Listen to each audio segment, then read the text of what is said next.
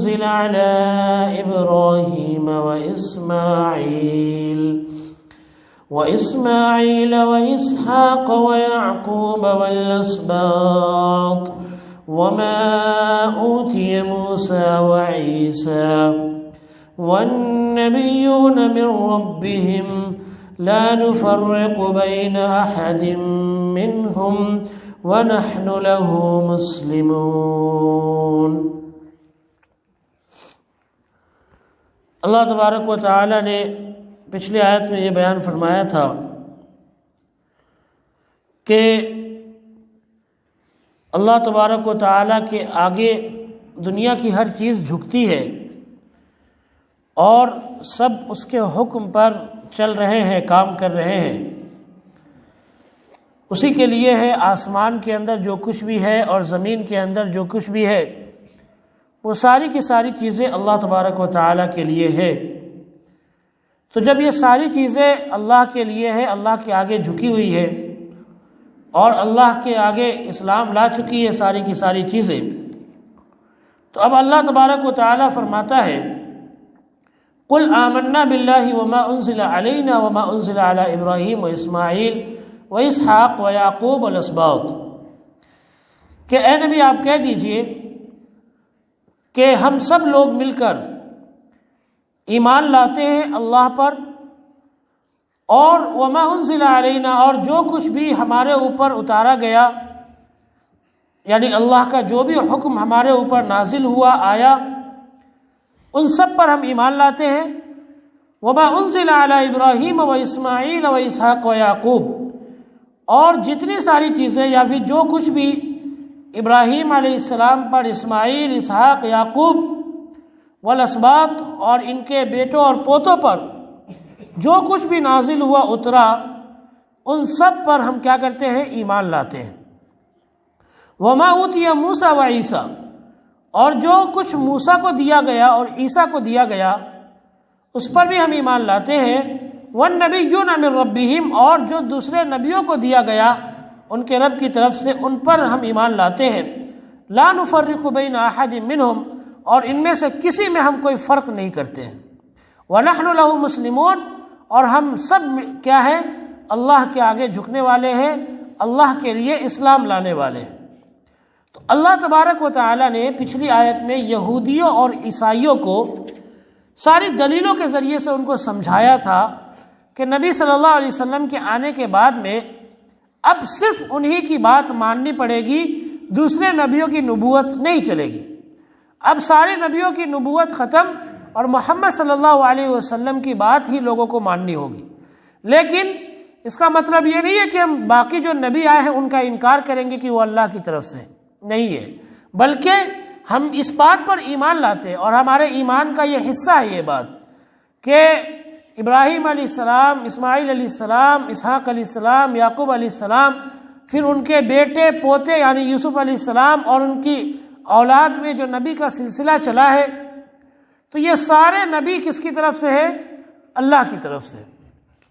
ان میں سے بہت سارے نبیوں کے بارے میں اللہ نے قرآن میں بیان کیا ہے، تقریباً 25 نبیوں کے نام قرآن کے اندر آئے ہیں، 25 نبی اور رسول کے، جن میں 17 نبی ہیں اور باقی کے 8 نام آئے ہیں وہ رسول کے نام آئے ہیں۔ تو ان 25 نبی اور رسولوں کے بارے میں اللہ تبارک و تعالیٰ نے قرآن پاک کے اندر بیان کیا، اور اللہ تعالیٰ نے فرمایا قرآن کے اندر وَمِنْهُمْ مَنْ قَصَصْنَا عَلَيْكَ وَمِنْهُمْ مَنْ لَمْ نَقْصُصْ عَلَيْكَ، کہ بہت سارے نبیوں کے قصے تو ہم نے بیان کیے، ان کے بارے میں قرآن کے اندر ہم نے بیان کیا، لیکن بہت سارے نبیوں کے بارے میں ہم نے نہیں بیان کیا۔ تو نبیوں کی ایک بہت بڑی تعداد ہے جن کو ہم جانتے ہیں اور جن کو نہیں جانتے ہیں، ان سب پر ہم ایمان لاتے ہیں کہ وہ اللہ کی طرف سے نبی بھیجے گئے تھے، اور جو کتابیں ان کو دی گئی تھی یا جو حکم ان کو دیا گیا تھا وہ اللہ کی طرف سے دیا گیا تھا۔ تو اس بات پر تو ہم ایمان لاتے ہیں، لیکن اتباع کیا ہوگی، یعنی بات کس کی مانی جائے گی؟ صرف اور صرف محمد رسول اللہ صلی اللہ علیہ وسلم کی۔ پچھلے نبیوں کی جو نبوت تھی یا جو کتابیں ان کو دی گئی ہے، محمد صلی اللہ علیہ وسلم کے آنے کے بعد میں اب ان کی کتابیں منسوخ ہو گئی، یعنی کہ اب ان کی بات نہیں چلے گی، بلکہ اللہ تبارک و تعالی نے قرآن پاک کے اندر جو احکام جو حکم اتارا ہے اسی کو ماننا ہوگا، اور نبی صلی اللہ علیہ وسلم جو بتا رہے ہیں اسی کو ماننا ہوگا۔ تو اسی چیز کو اللہ تعالیٰ نے بیان کیا، وما اوتی موسیٰ و عیسیٰ، ہم تو ایمان لاتے ہیں کہ عیسیٰ علیہ السلام پر اور موسیٰ علیہ السلام پر جو کچھ اتارا گیا وہ اللہ کی طرف سے تھا، توریت کو اللہ کی طرف سے بھیجا گیا تھا، انجیل کو اللہ کی طرف سے بھیجا گیا تھا، زبور کو اللہ کی طرف سے بھیجا گیا تھا، یہ سب اللہ کی طرف سے یہ کتابیں آئی تھی۔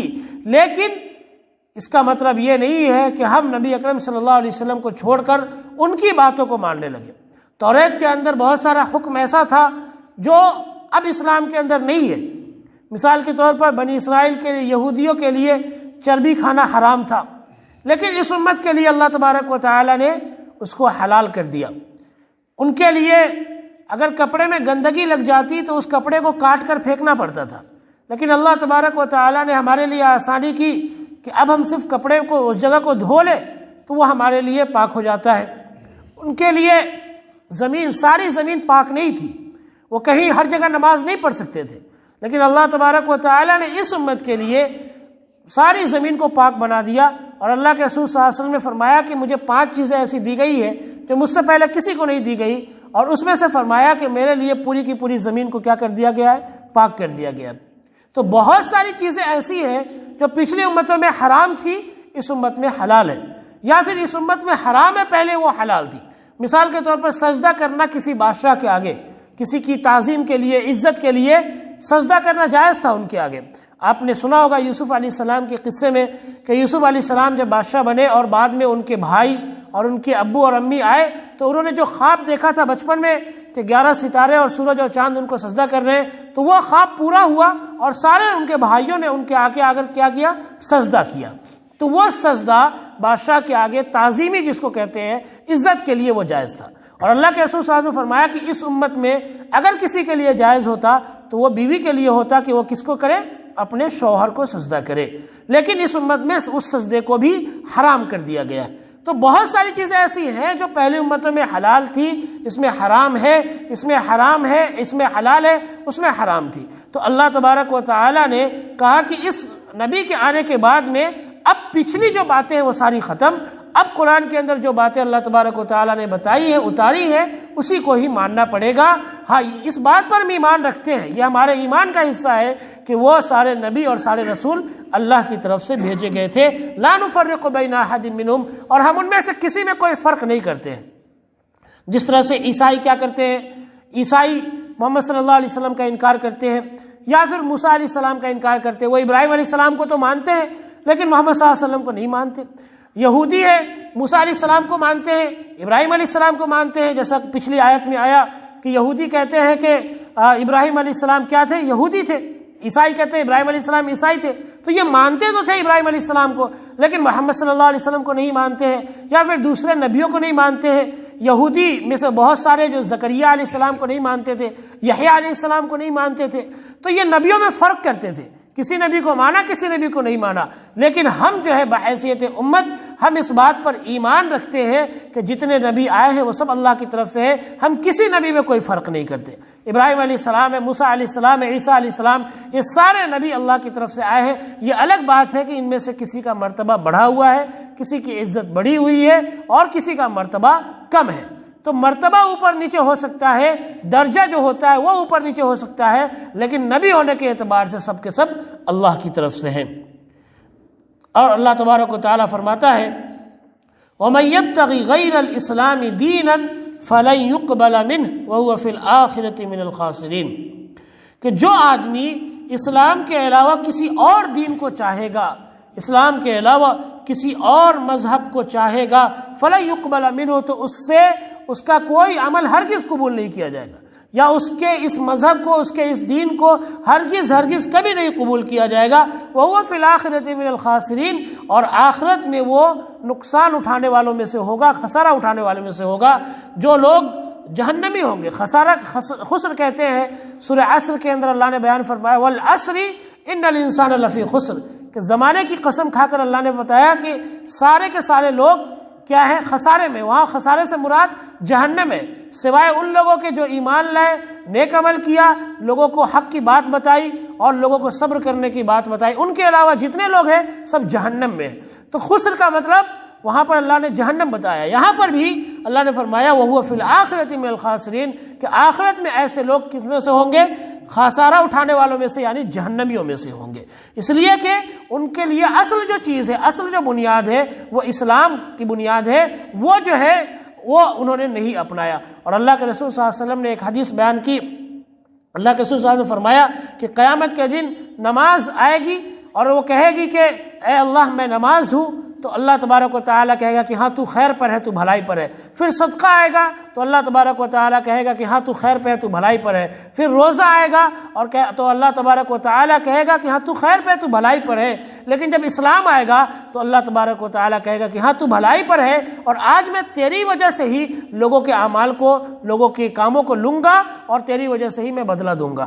یعنی تیری بنیاد پر ہی، اسلام کی بنیاد پر ہی اللہ تبارک و تعالیٰ قیامت کے دن فیصلہ کرے گا۔ اب یہاں پر ایک الگ چیز ہوتی ہے، اسلام اور ایمان، یہ دو الگ چیز ہے۔ اسلام تو وہ ہے کہ انسان کلمہ پڑھ لیا اس نے، اور کلمہ پڑھنے کے بعد میں وہ اسلام کے اندر آ گیا، اب وہ مسلمان ہو گیا، یہ الگ چیز ہے۔ لیکن ایمان کا جو مطلب ہے، قرآن کے اندر اسلام اور ایمان میں فرق کیا گیا ہے۔ اللہ تبارک و تعالیٰ نے قرآن پاک کے اندر فرمایا سورہ منافقون کے اندر کہ قالت الاعراب آمنا قل لم تؤمنوا ولكن قولوا اسلمنا، یہ دیہاتی لوگ کہتے ہیں کہ ہم ایمان لے آئے، اے نبی آپ کہہ دیجئے کہ تم ایمان نہیں لائے ہو، بلکہ یہ کہو کہ ہم اسلام لائے ہیں۔